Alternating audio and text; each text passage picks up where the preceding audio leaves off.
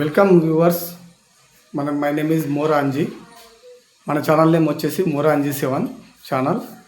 మనం ఇప్పుడు వచ్చేసి ప్రీవియస్ బిట్స్ డిస్కస్ చేస్తున్నాం. జనరల్ స్టడీస్లో మీరు ఇంతకుముందు చెప్పాను అన్ని టాపిక్లు కవర్ చేస్తాను. దాని ప్రకారమే మనం ప్రీవియస్ బిట్స్ చెప్పడం జరుగుతుంది. మీరు అక్కడ వచ్చేసి చూస్తే మనకి జనరల్ సైన్స్లో వచ్చేసి ధ్వని, కాంతి, అయస్కాంతము, విద్యుత్, ఈ క్లాస్ వచ్చేసి ఎగ్జామ్ ఓరియంటెడ్ క్లాస్. ఆ వీడియో లెంత్ బాగుంటుంది, మీరు చూడండి దాని పనికి వచ్చేటట్టు. ఓకే, మనకు ధ్వనిలో నేను చెప్పుకున్నాం. మనము మామూలుగా సినిమాల గోడల పైకప్పు రంపపూటతో నింపడానికి కారణం ఏంటి అంటే అధిక పౌనఃపున్యం కదా ధ్వనిని శోషించదు.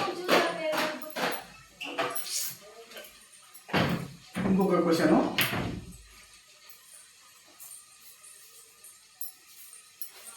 కుక్కలు 50,000 హెర్ట్జ్ వరకు, గబ్బిలాలు 1,00,000 హెర్ట్జ్ వరకు ధ్వనిని వింటాయి.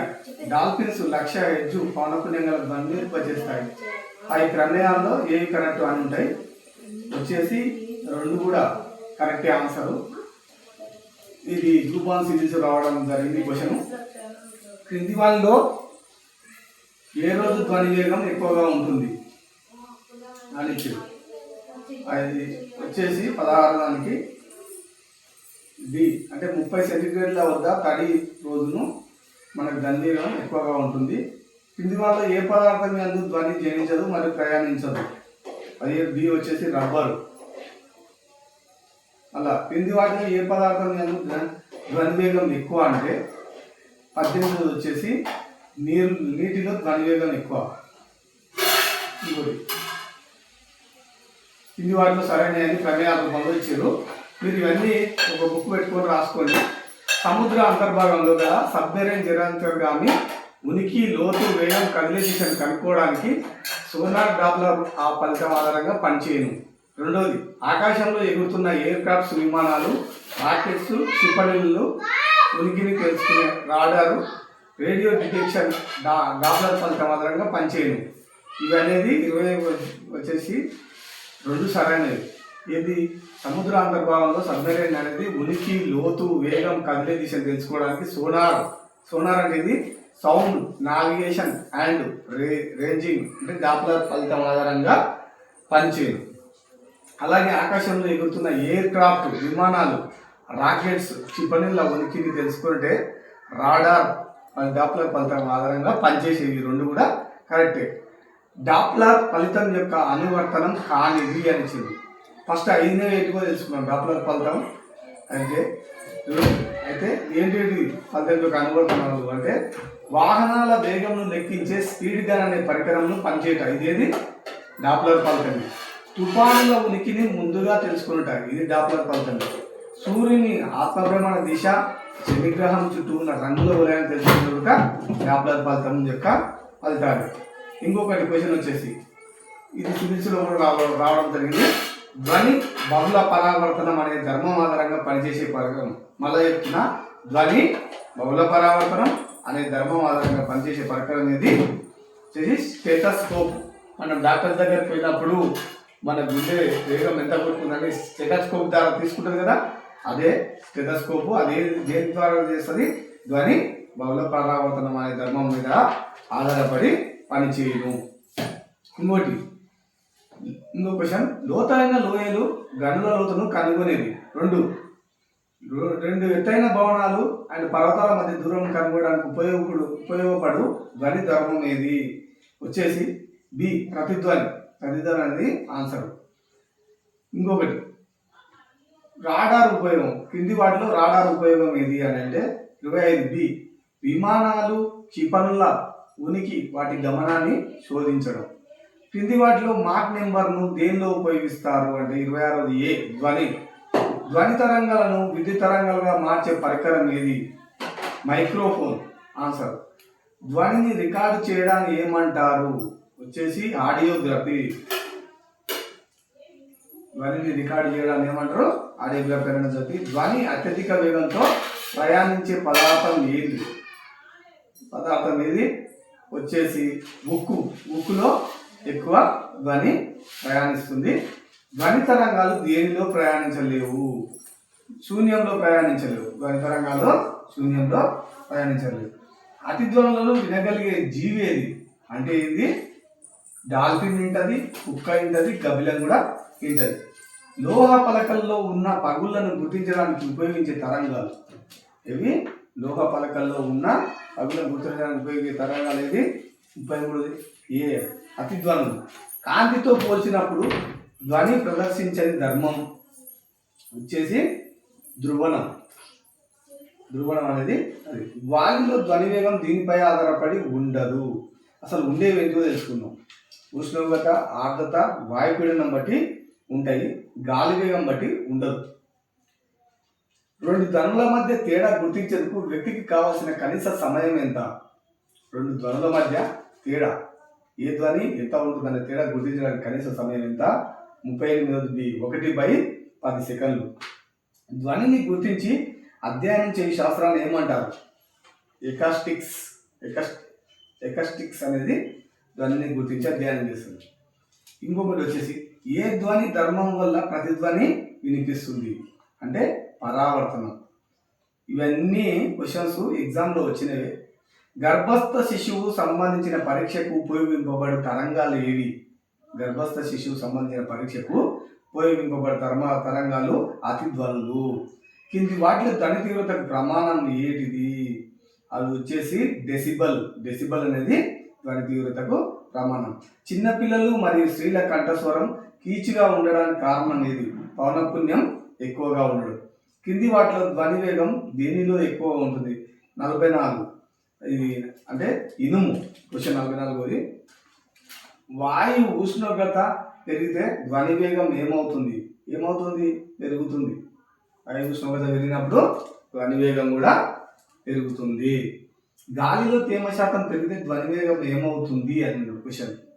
పెరుగుతుంది. తేమ శాతం పెరిగినా కానీ ధ్వని వేగం పెరుగుతుంది. యాంత్రిక తరంగాలు ప్రసరింపజేసే యానకాలు ఏంటి? స్థితిస్థాపకత మరియు జడత్వం అనే ఈ యానకాలు అంటే దీని మీద కలిగి ఉండేవి. యాంత్రిక తరంగాలు ప్రసరింపజేసే యానకాలు కలిగి ఉండేవి ఏంటి అంటే స్థితిస్థాపకత, జడత్వం. ఈ రెండు కలిగి ఉంటాయి. ఒక వస్తువు సహజ పౌనఃపున్యం దేనిపై ఆధారపడి ఉంటుందంటే వచ్చేసి స్థితిస్థాపకత, ఆకార పరిమాణాలు, కంపన రీతిలో కలిగి ఉంటాయి. ధ్వని వేగము ఈ క్రింది వాయువులో గరిష్టంగా ఉండును అంటే హైడ్రోజన్లో గరిష్టంగా ఉంటుంది. ధ్వనికి దాని ప్రతిధ్వనికి క్రింది విషయాలు తేడా ఉంటుందంటే ధ్వని తీవ్రత మీద ఆధారపడి ఉంటుంది. ఆగి ఉన్న పరిశీలకునికి తన వైపు వస్తున్న ధ్వని చినక పౌనఃపున్యం ఈ క్రింది విధంగా వినిపిస్తుంది. 50 వచ్చేసి పౌనఃపున్యం పెరుగుతున్నట్టు వినిపించడం జరుగుతుంది. ఇంకో క్వశ్చన్ వచ్చేసి ధ్వని వేగం దృష్ట్యా కింది పదార్థాలు గరిష్టం నుండి కనిష్టం అమర్చుము అంటాడు. అప్పుడు ఏం చేయాలి? మీకు వజ్రం ధ్వని వేగము గరిష్టం ఉంటుంది. దాని తర్వాత గాజు ధ్వని వేగం గరిష్టం ఉంటుంది. దాని తర్వాత నీటి ధ్వని వేగం గరిష్టం ఉంటుంది. దాని తర్వాత గాలి ధ్వని వేగం. ఇట్లా ఫస్ట్ వజ్రము, తర్వాత గాజు, తర్వాత నీరు, తర్వాత గాలి, ఇట్లా ఎక్కువ నుంచి తక్కువ. ధ్వని కాలుష్యం వలన కలుగు చెడు ఫలితం ఏది అన్నాడు. ఇది మొత్తం చెడు ఫలితాలే. మెదడు మరియు నాడీ వ్యవస్థ మీద దెబ్బతినడం, అసహనం, కోపం పెరుగుతుంది. చిన్నపిల్లలు మరియు గర్భిణీ స్త్రీలలో తీవ్ర ప్రభావం చూపును. ఇప్పుడు మనము ధ్వని సంబంధించిన అన్ని క్వశ్చన్లు చెప్పుకోవడం జరిగింది. అవి ప్రీవియస్ క్వశ్చన్లు. మీకు మనం ఏం చేసామంటే అన్ని క్వశ్చన్ పేపర్లు చూసి అది రాసుకొని మీకు డిస్కస్ చేయడం అంటే చెప్పడం జరుగుతుంది. దీని నెక్స్ట్ తర్వాత ఫర్దర్గా కాంతి పరావర్తనకు సంబంధించినది ఏది అన్నాడు. అయితే ఇది వజ్రం మెరవడానికి ఇది ధర్మ కారణం, ఇది కాదు. కాంతికి సంబంధించింది గాంధీ. అయినవేంటివి?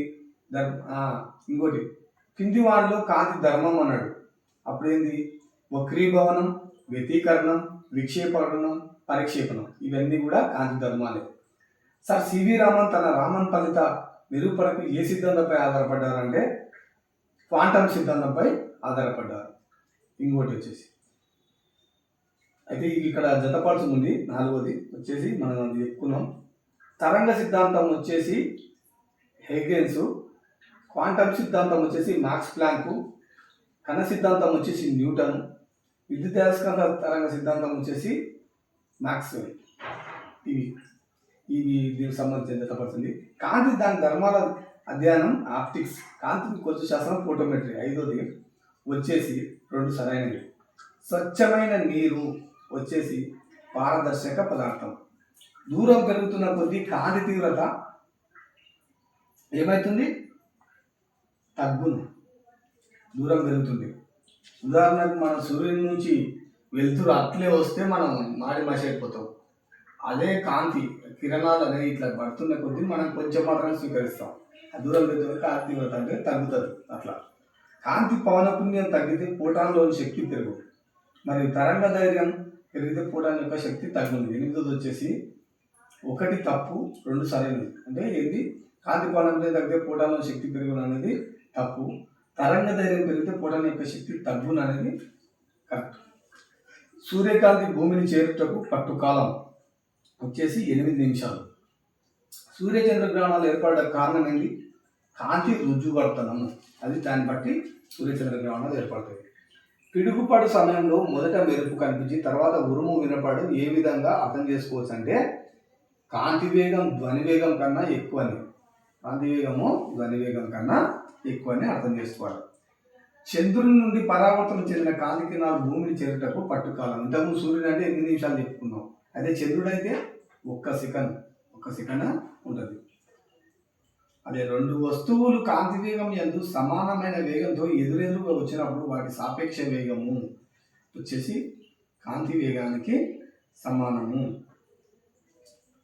నెక్స్ట్ వచ్చేసి కెమెరాలో ఉండే ఏ భాగం మానవ నేత్రపటలం లాగా పనిచేస్తుంది. చాలా ఎగ్జామ్లో వస్తుంది. ఇది వెరీ వెరీ ఇంపార్టెంట్. కెమెరాలో ఉండే ఏ భాగము మానవ నేత్రపటలం లాగా పనిచేస్తున్నది. Very important. ఫిల్మ్ లాగా పనిచేస్తుంది. సముద్రం నీలి రంగులో కనబడడానికి కారణం ఇది కూడా చాలా ఇంపార్టెంట్. కాంతి పరావర్తనం. సముద్రం నీలి రంగులో కనబడడానికి కారణం కాంతి సముద్రం మీద పడినప్పుడు పరావర్తనం నుండి అది నీటి రంగులో కనబడతారు. సబ్బు బుడగా వివిధ రంగులు ఏర్పడడానికి కారణం ఏంటంటే వ్యతికరణ. షేవింగ్ చేయడానికి ఎటువంటి దర్పణం ఉపయోగపడను అంటే మనం షేవింగ్ చేసేవాడు పుటాకార దర్పణం. దంత వైద్యులు ఉపయోగించే దర్పణం ఏది అంటే అది కూడా పుటాకార దర్పణమే. టీవీ యొక్క రిమోట్ కంట్రోల్ యందు ఏ కిరణాలు ఉపయోగిస్తారు? వచ్చేసి పరారుణ కిరణాలు. కాంతి ఏదైనా అవరోధాన్ని తాకి దాని అంచుల వెంబడి వంగి ప్రయాణించడాన్ని ఏమంటారు అని అంటే కాంతి వివర్తనం. వచ్చేసి వజ్రం కాంతివంతంగా మెరవడానికి కారణం ఏది అన్నారు? వచ్చేసి సంపూర్ణాంతర పరావర్తనం. వేలి ముద్రలను గుర్తించడానికి ఉపయోగించే కాంతి తరంగాలు ఏవి? వచ్చేసి అతినీలలోహిత కాంతి తరంగాలు. కాంతి రుజుమార్గ ప్రయాణాన్ని ఆధారంగా చేసుకొని పనిచేసే పరికరం ఏది? వచ్చేసి మనకు కెమెరా. హోలోగ్రఫీ అన్నది దేని తెలియజేస్తుంది? వచ్చేసి హోలోగ్రఫీ అనేది త్రిమితీయ ఫోటోగ్రఫీ. మనము కొన్ని పాటుగా చేసుకొని చెప్పుకుంటూ పోదాం. మొత్తం మొదలుగా కాకుండా ఇప్పటి నుంచి ధ్వని అయిపోయింది ఆల్రెడీ. కాంతిలో ఒక పార్ట్ బి కూడా చేస్తాం. మళ్ళీ తర్వాత మీకు అన్నీ ఒకే రోజు కాకుండా ఒక పార్ట్గా చేద్దాం. మనం మళ్ళీ నెక్స్ట్ వచ్చేసి వేరే చాప్టర్కి వెళ్ళడం జరుగుతుంది. మనకు అయస్కాంతం ఉంది. నెక్స్ట్ అయస్కాంతంలో కూడా కొన్ని క్వశ్చన్లు కవర్ చేసేద్దాం. ఇది పార్ట్స్గా చేద్దాం. ఇప్పుడు ఇలా సగం పార్ట్ అయిపోయింది. కాంతిలా ఇది మొత్తం అయిపోయింది. ధ్వని కాంతిలా హాఫ్ పార్ట్, సగం పార్ట్ అయిపోయింది. ఇప్పుడు మనం అయస్కాంతంకి వెళ్తుంది. అయస్కాంతం అనేది వెళ్ళడం జరుగుతుంది. అయస్కాంతం భూ అయస్కాంత క్షేత్రంలో అత్యధిక ఒడిదుడుకులు ఏ నెలలో సంభవిస్తాయంటే జూన్ నెలలో. ఇంకొకటి అయస్కాంతంలో చాలా తక్కువనే ఉన్నటువంటి క్వశ్చన్స్. సరైన వాక్యం ఏది అనేది భూ అయస్కాంత క్షేత్ర తీవ్రత ధృవాల వద్ద చాలా ఎక్కువగా భూమధ్యరేఖ తక్కువ. ఇంకోటి జియో మ్యాగ్నెటిక్ ఈక్వేటర్ భారత ఉత్తర భాగం దగ్గర నుండి వెళ్తుంది. ఇంకోటి అయస్కాంత క్షేత్ర తీవ్రత కలిపే రేఖాచిత్రం ఐసో డైనమిక్ చార్ట్. తక్కువ అయస్కాంత క్షేత్ర తీవ్రత గల ఖండం దక్షిణాఫ్రికా. దక్షిణ అమెరికా. ఇది ఐదు దాంట్లో వచ్చేసి సరికానిది అడిగింది. మనకు వచ్చేసి ఇది జియోమాగ్నెటిక్ ఈక్వేటర్ అనేది భారత ఉత్తరాఖండ్ దగ్గర వెళ్తుంది అనేది తప్పది, మిగతా అన్ని కరెక్ట్. అయస్కాంత ఆవరణను మ్యాగ్నెటిక్ స్పియర్ గల గ్రహాలు అని నడుపుతుంది. మూడోది భూమి, బుధుడు, బృహస్పతి, శని ఇవన్నీ గ్రహాలు కూడా మ్యాగ్నెటిక్ స్పియర్ గలవి. భూ అయస్కాంత క్షేత్రం వల్ల వికసించబడి ఆవేశపూరిత కణాలచే భూమి చుట్టూ వృత్తాకార మార్గంలో ఏర్పడిన 2 వలయాలు అన్నాడు. అదే వచ్చేసి వాన్ అలెన్ వలయాలు. Indian Institute of geomagnetism అనే సంస్థ గల ప్రదేశము అన్నాడు ముంబై. ఇక ఇంకోటి వెరీ వెరీ ఇంపార్టెంట్ క్వశ్చన్, ఇది అయస్కాంత తోనకు సరైన పరీక్ష అని అంటాడు. వికర్షణ చాండి ఈ క్వశ్చన్స్ వచ్చేసి ఏ రకమైన పారాడే విద్యుదయస్కాంత ప్రేరణ నియమంకు మరో పేరు. ఇది చాలా క్వశ్చన్. ఏ శక్తి రూపాంతర నియమం.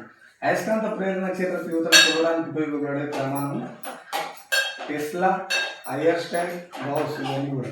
అల్యూమినియం ఏ రకమైన అయస్కాంత పదార్థం అని చెప్తారు. ఇది పారా అయస్కాంతం. ఏ రకమైన అయస్కాంత పదార్థాలు ఘనస్థితిలో లభిస్తాయి వచ్చేసి బిట్టెరు.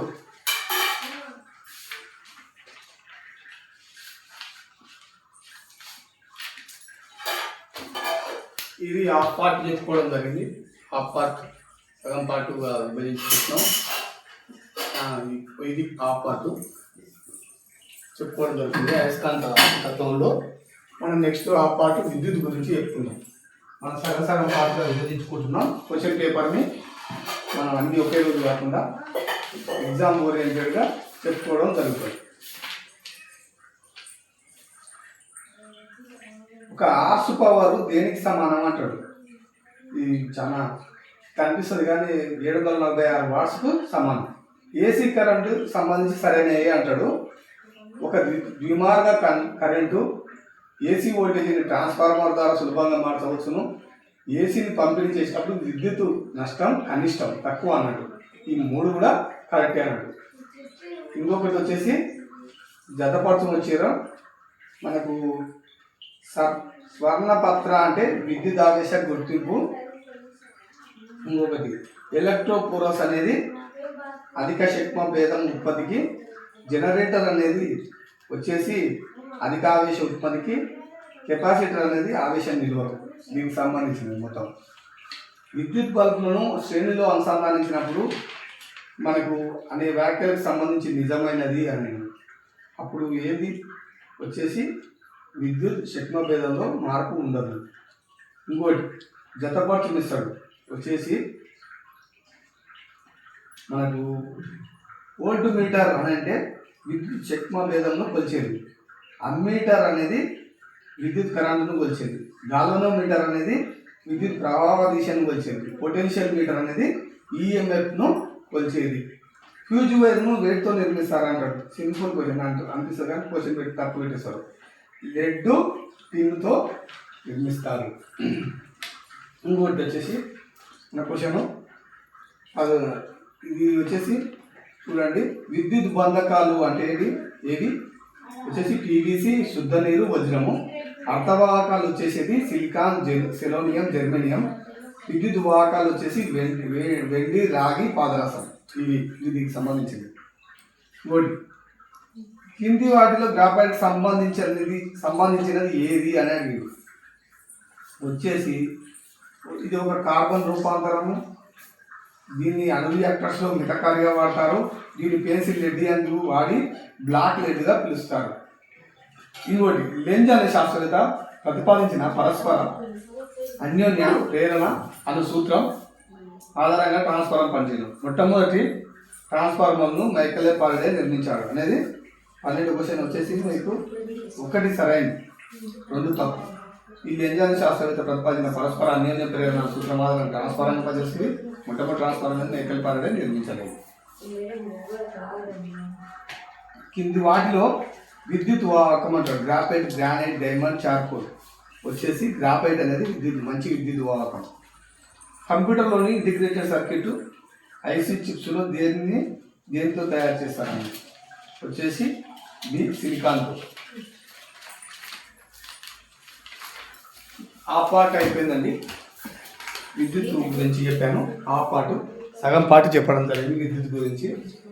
మీకు ఇప్పటిదాకా చెప్పిన అన్నీ కూడా మన గత ప్రశ్నపత్రాల నుంచి రావడం జరిగింది. మీకోసం జనరల్ సైన్స్లో చదువుతుంది, మీకోసం జనరల్ సైన్స్లో క్వశ్చన్స్ ఇప్పటిదాకా చెప్పడం జరిగింది. మన టాపిక్ పోయేది ధ్వని చెప్పడం జరిగింది. తర్వాత కాంతిలో ధ్వని మొత్తం అయిపోయింది, కాంతి సగం పార్ట్ చెప్పడం జరిగింది. అలాగే అయస్కాంతం సగం పార్ట్ చెప్పడం జరిగింది, విద్యుత్ సగం పార్ట్ చెప్పడం జరిగింది. ఎగ్జామ్ వేరియంటల్లో ఈ క్వశ్చన్స్ మీకు చాలా ఉపయోగపడతాయి జనరల్ సైన్స్లో.